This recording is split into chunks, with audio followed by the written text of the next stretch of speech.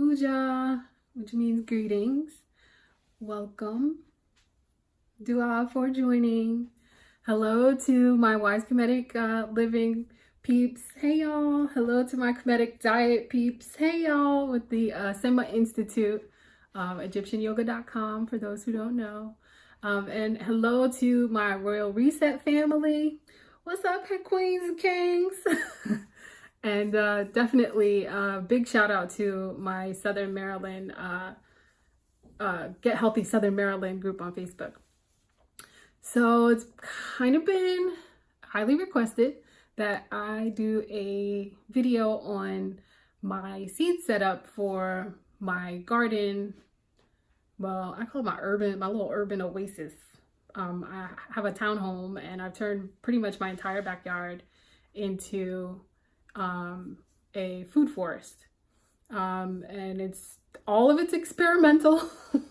I'm learning something new every single year, so hopefully throughout this beautiful coming spring and summer season, I'll be bringing some more videos to you guys to just show you how I'm learning, how I'm growing, how I'm progressing.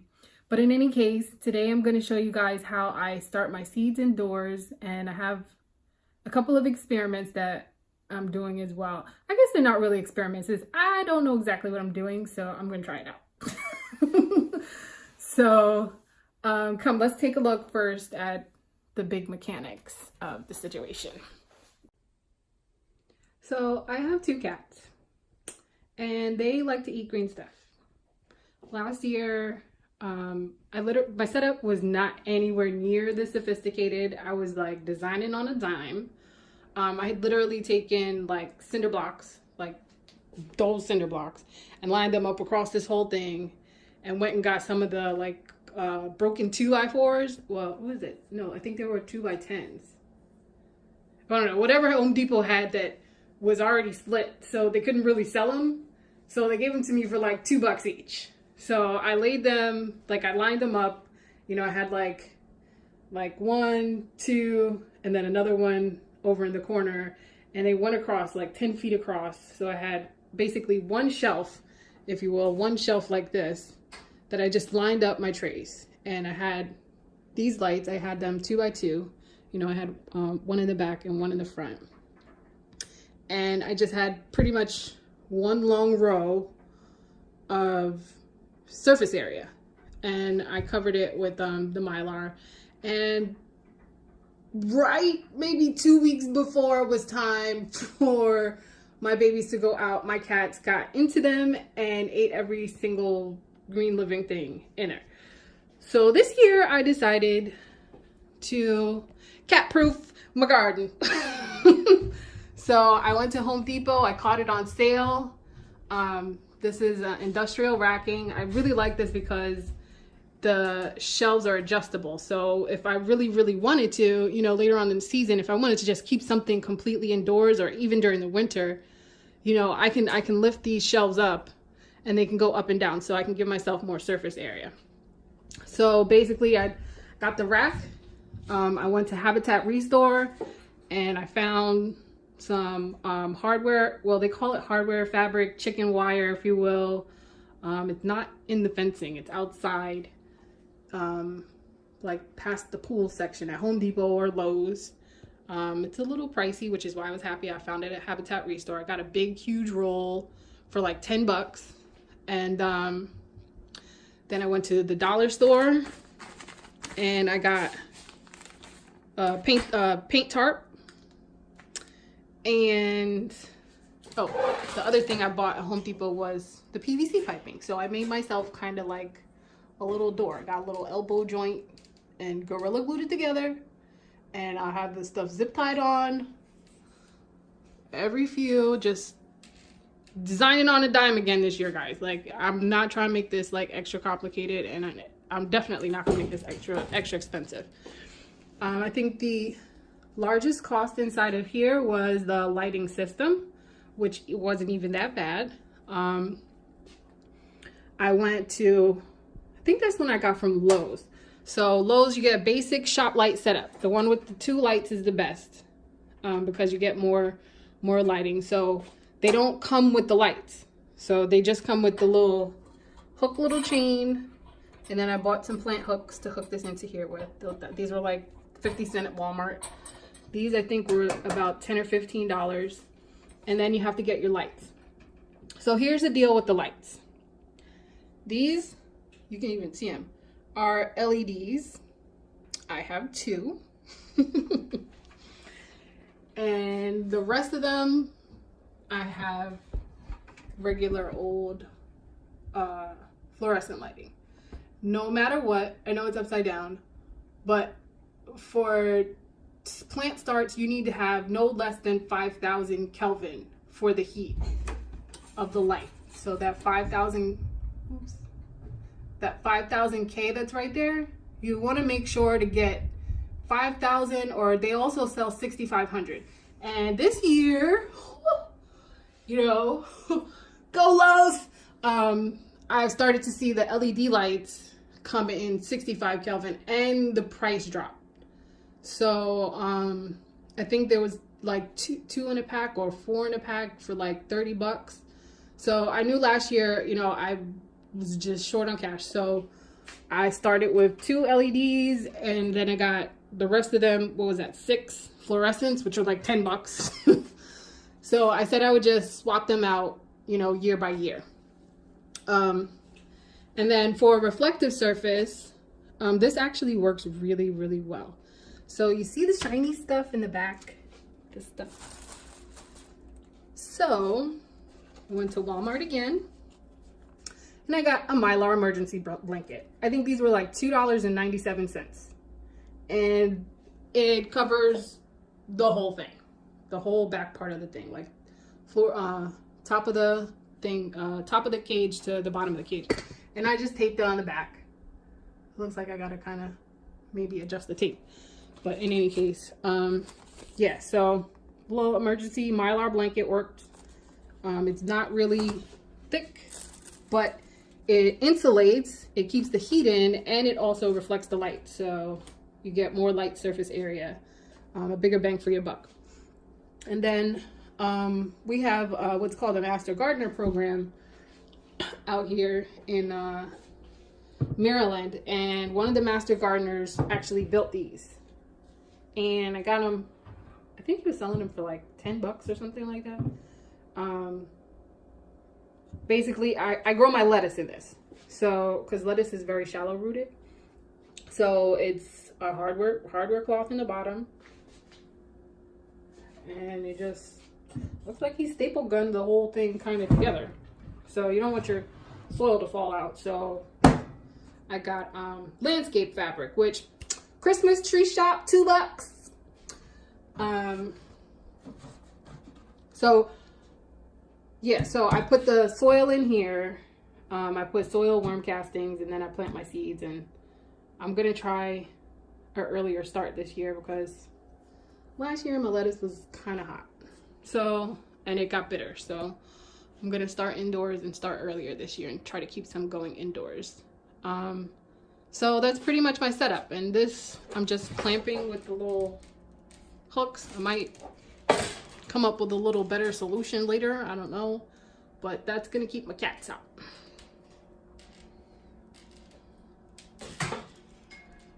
Okay, so on to the seed starting.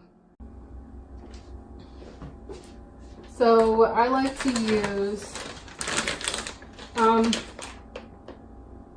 and one of my goals is to stop actually using this because it's kind of it's getting pricey for the amount of stuff that I grow. It's starting to get a little bit pricey, but it's the same old Jiffy.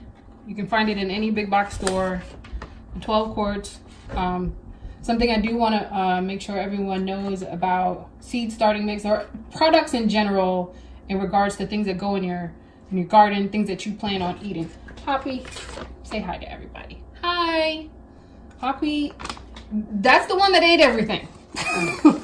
But in any case, make sure everything that you buy specifically says OMRI listed for organic use. Because this organic just means that it's something that's made from outside.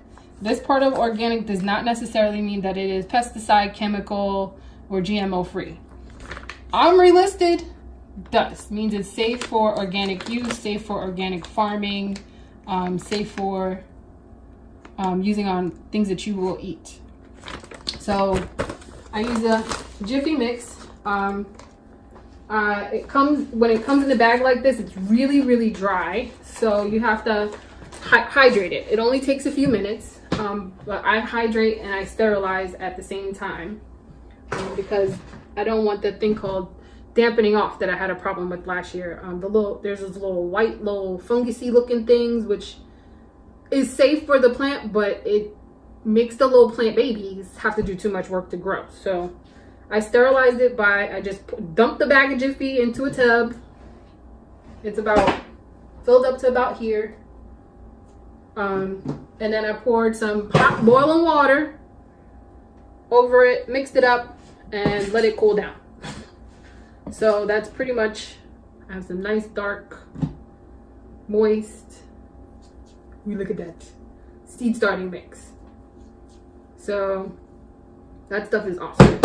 And this year last year I just went in that, like completely, that was it.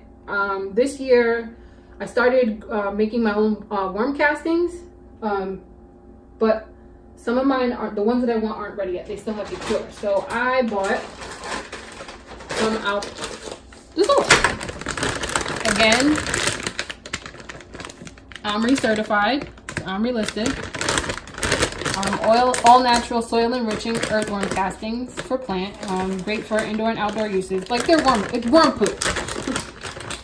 But the thing that I liked about this one that I don't see in most worm casting was the amount of nitrogen.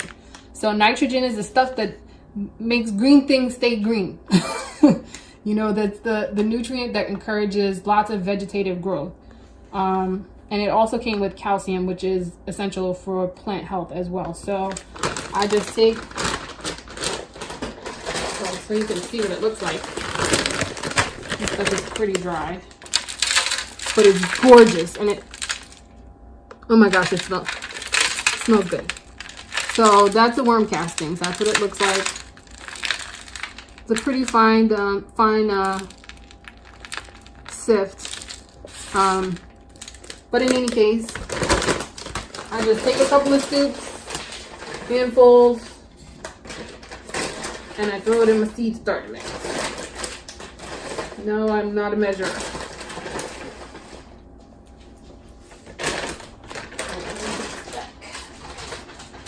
But that's all. About those handfuls were all that you really need for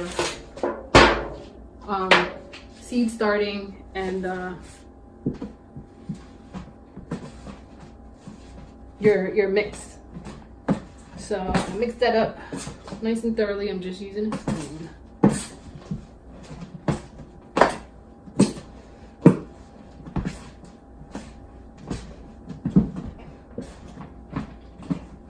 Get a nice spoon mix.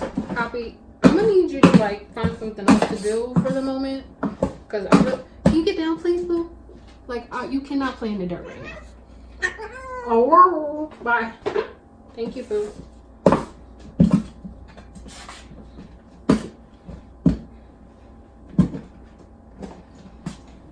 Hi, Zeus. And that's the other one. He's a scaredy cat, so he's easy to. Yeah.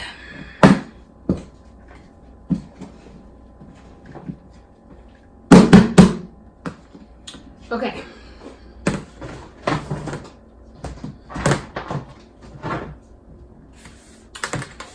So,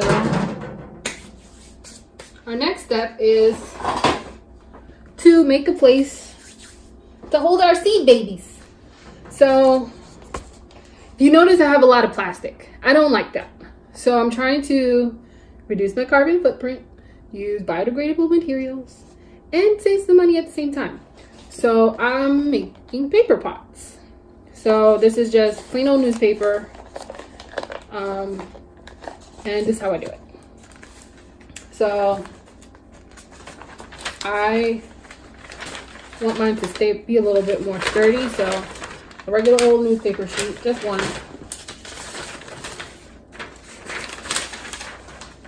And then fold it to about here. Yeah. And then I take the old wine bottle. And you leave yourself a edge to make to fold in the bottom. And then for more stability, you can also fold in the top, which is what I'm gonna do. And you just roll it up. Oh, come on.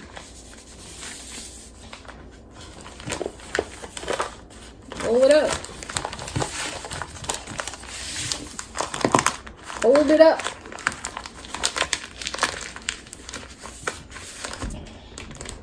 Mush it.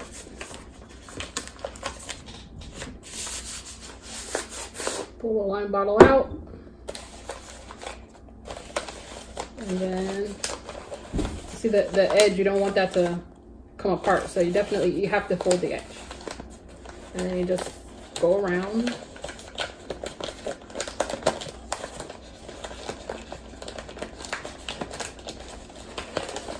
Folding the edge. I think I want to make this one a little bit deeper.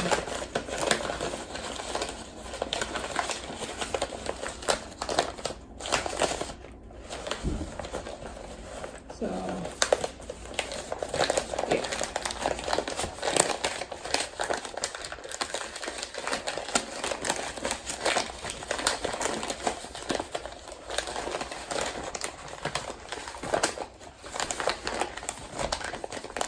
And there you have your pot. So of course this is going to be a lot more stable once you add soil to it. But the reason why I make them this size to start out with is because I don't like exposing my little plant babies to a whole bunch of movement.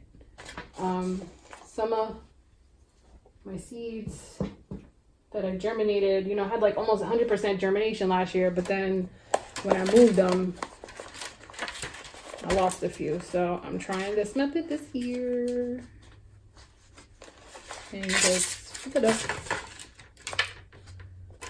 Fill it up, fill it up, fill it up.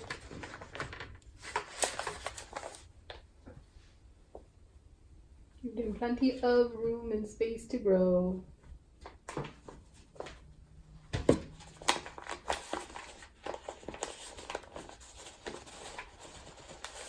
Put it all the way down the bottom. And then have a little bit of gap in the bottom.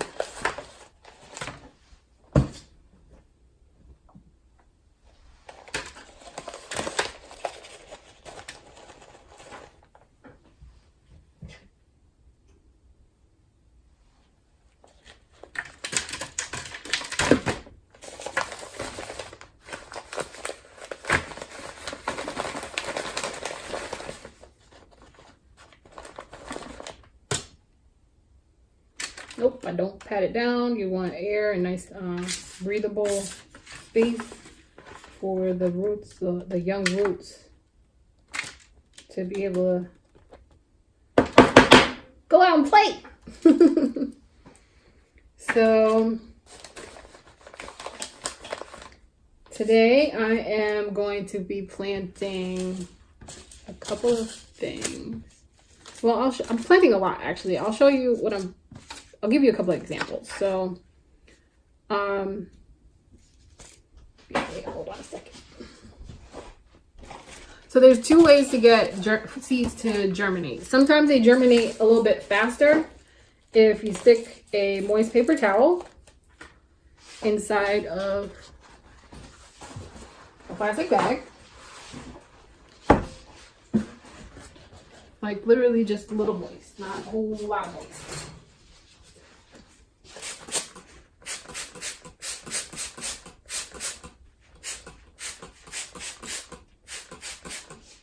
Like, that's enough.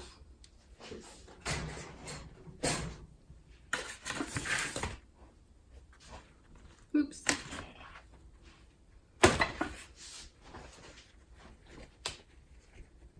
So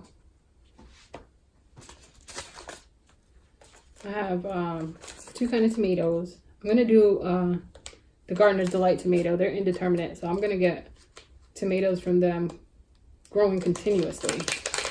The determinates, you got one shot pretty much and they're done.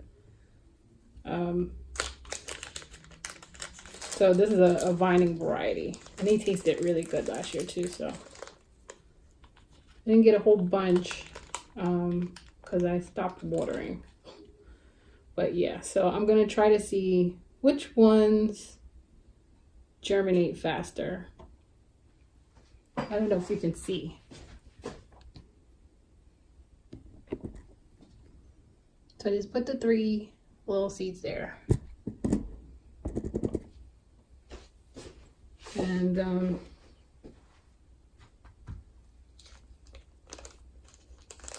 the other one I'm gonna put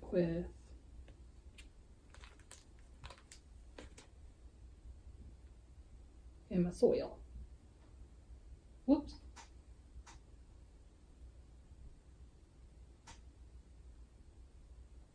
I see you, don't go anywhere. So give them a little bit of space.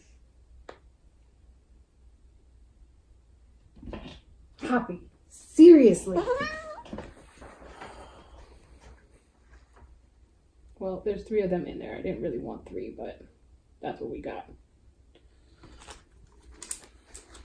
So that is pretty much it with the tomatoes.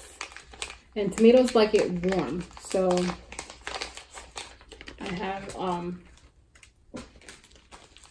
a wet heat pad underneath one of them. So I'll turn that on periodically throughout the day. It's got one of those timers on it, so it turns off I think after 2 hours, but last year it was enough to get these babies germinating. So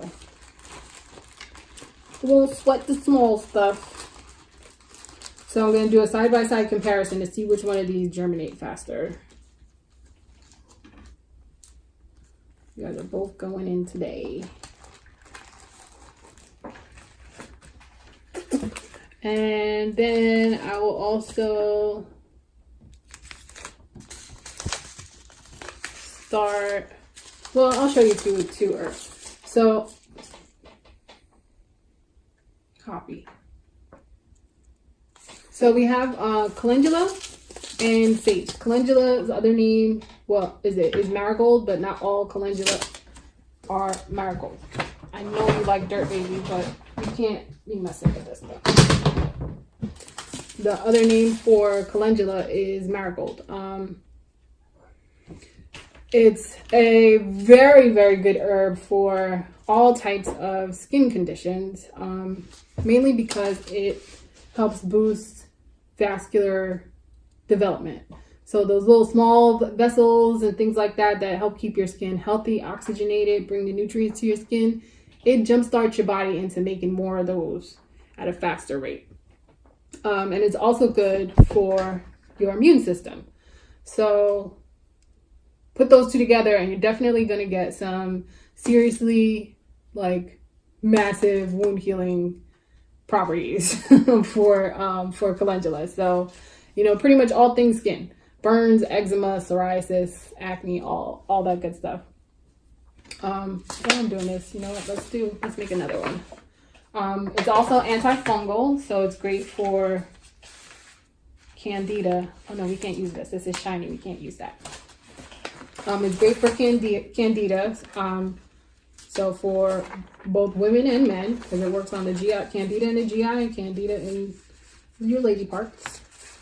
And it's also a great detoxifying herb for your lymphatic system, for your liver, and for your gallbladder. And it just makes a beautiful herb. It's just so beautiful. Oh my gosh, I can't wait to eat these. And little did you know, you can eat calendula raw. You can just throw it in your salads.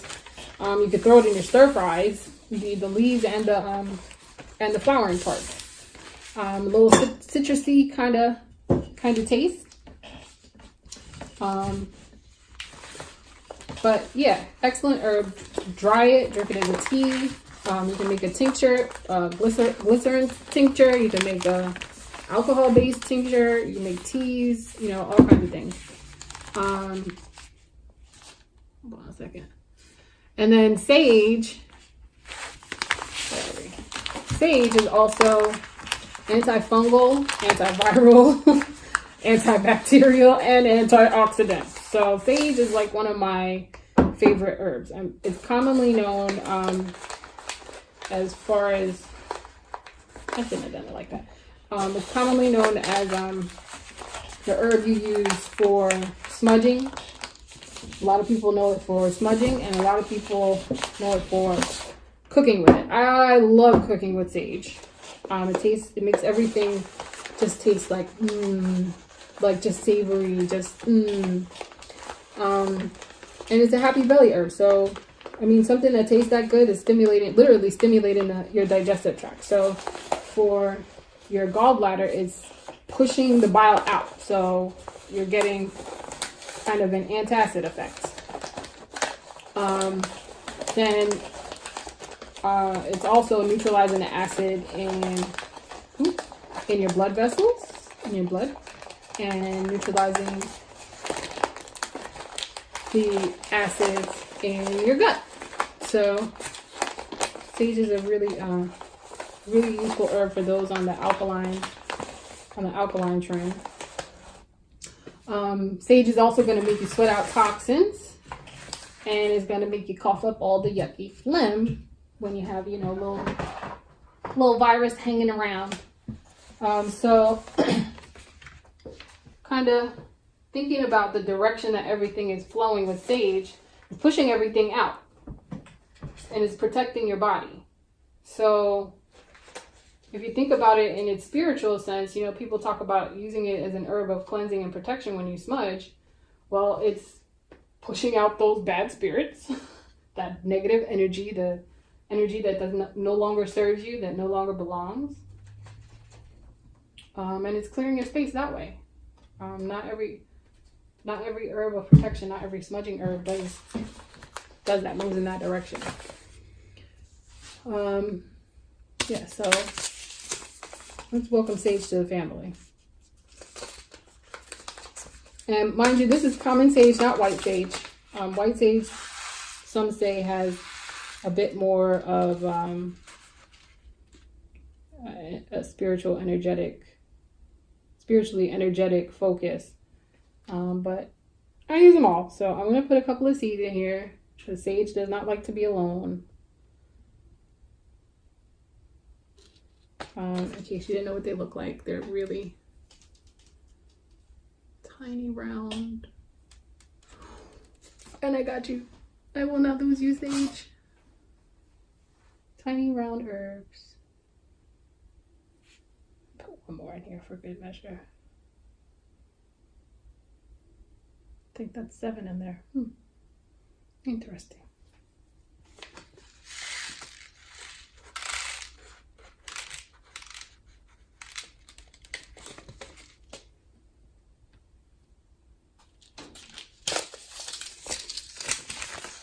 So we have a couple of our plant babies. Then we'll spray the top to kind of damp it down a little bit.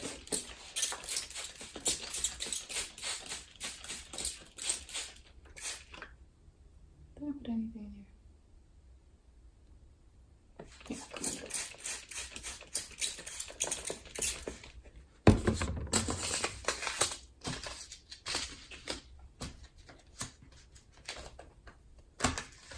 Where did my tomato package go?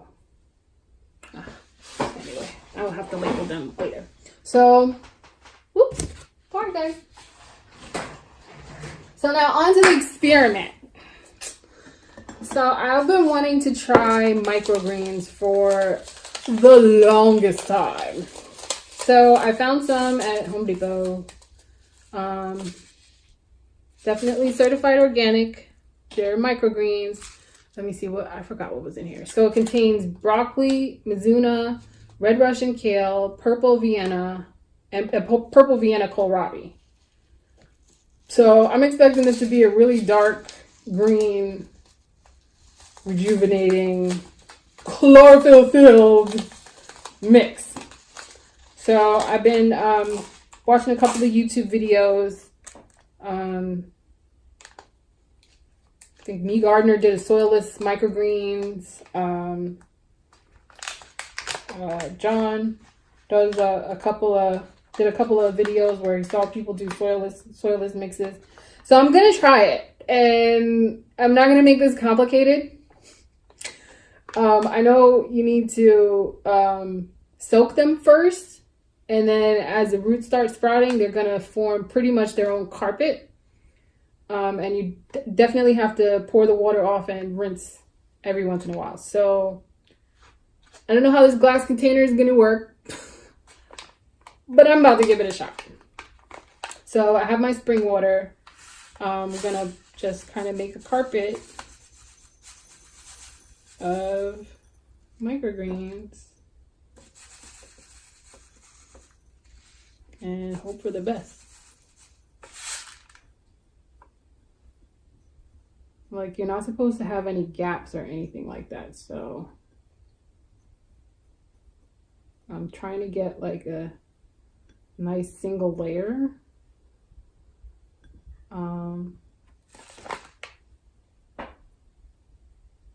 That actually worked out kind of well. I think I need some more on the side of here. And just the FYI, the bottom of the dish was a little bit wet, so the seedlings are the seeds are kind of staying put where I'm putting them. That's what I've been having to push down.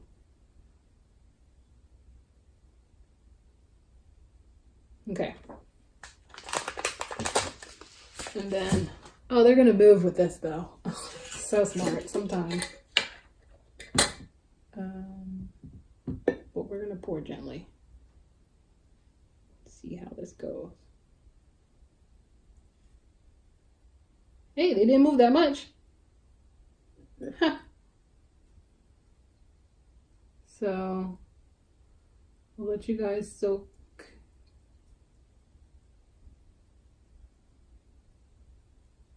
It looks like they're sinking back down to the bottom as they get wet, so I don't know, can you guys see? Some of them are sinking back down to the bottom, which I guess that means they're taking on the water, which is a good thing.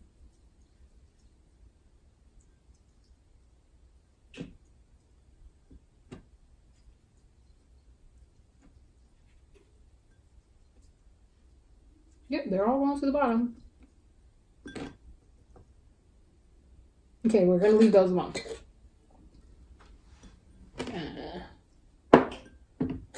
Then my other project, well, I've done this before, but I like to eat sprouted garbanzos, sprouted chickpeas.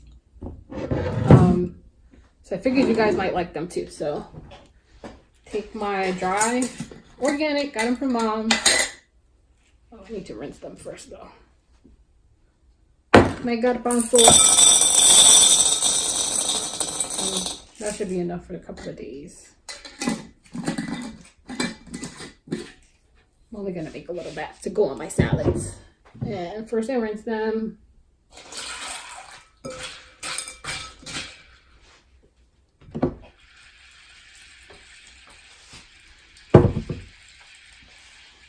Okay, I'm gonna go, actually there's a couple in here that we don't like.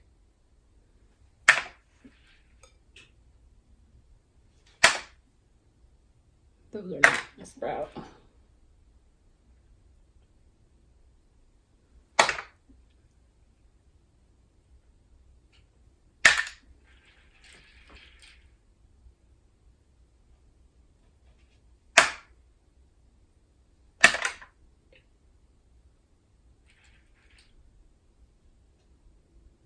Can you use like half a seeds? That's not gonna sprout, so just take it out. You need the whole seeds. Hi, Hoppy. I know you're hungry. Okay, let me go pour this out. And then we just put them back into another mason jar. Whoops.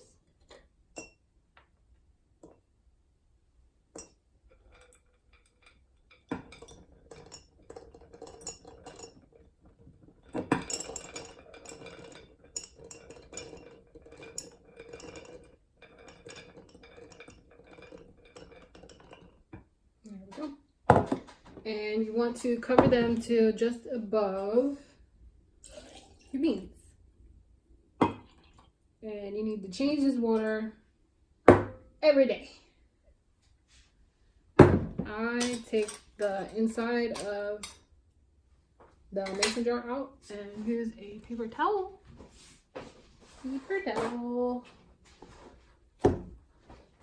So the gas can get let out.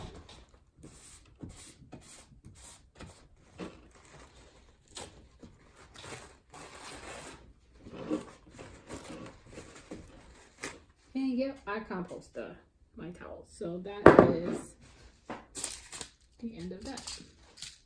So microgreens, project going, garbanzo sprouts,